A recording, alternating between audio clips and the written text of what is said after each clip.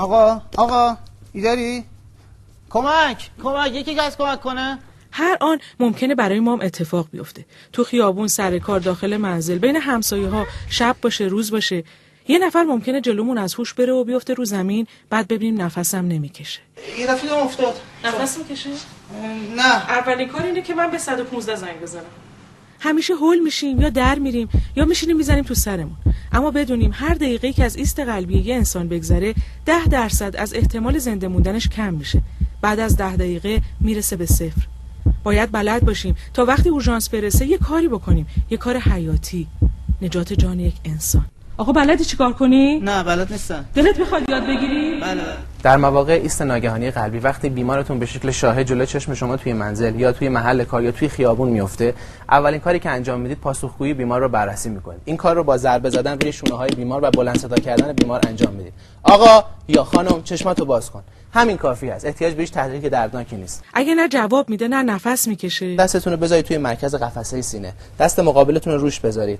دستاتون رو توی هم قفل کنید، به بیمار نزدیک بشید.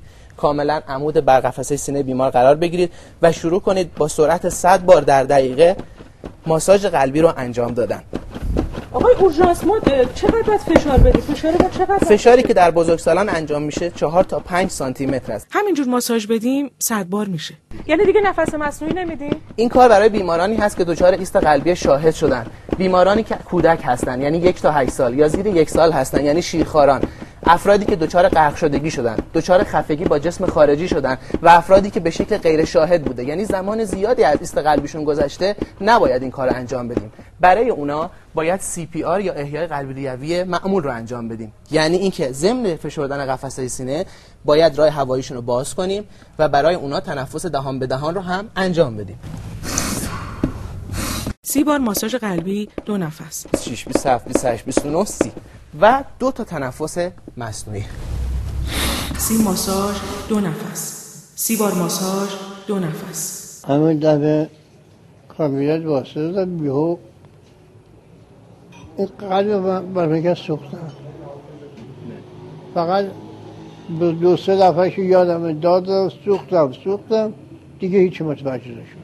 اصلا هیچ صدایی هم نمیشنیدین اون به طور کل ابدا. چه فشردن قلب تنها تو اونایی که جلوی ما قلبشون وای میسته، چه با تنفس کمک میکنه تا زمانی که اورژانس برسه جریان خون اون مصدوم برقرار بشه.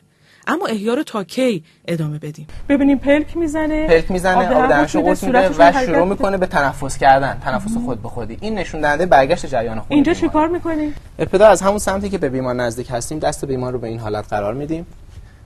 بعد به این صورت، به صورتی که پشت دست بیمار دقیقاً روی صورت بیمار قرار بگیره. پای سمت مقابل رو خم میکنیم. دستم رو پشت پای بیمار قرار میدیم. دستم رو دست بیمار میذاریم، به بیمار نزدیک میشیم و فقط با یک حرکت بیمار رو برمیگردونیم. وقتی که بیمار رو برگردوندیم یک بار دیگه راه هوایی بیمار رو باز میکنیم. اطمینان پیدا میکنیم از اینکه بیمار تنفس‌های خود به خودی و موثری داره و بیمار رو پایش میکنیم تا همکارای من از اورژانس برسن.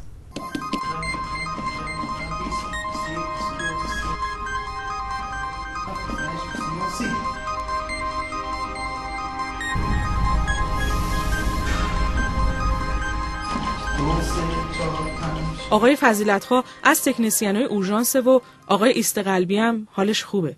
همه اینا برای این بود که یاد بگیریم میتونیم یه روز جان یه انسان رو نجات بدیم. به همین سادگی. خوش آقا، دست در نکنید. خیلی ممنون، متشکرم لطف شما.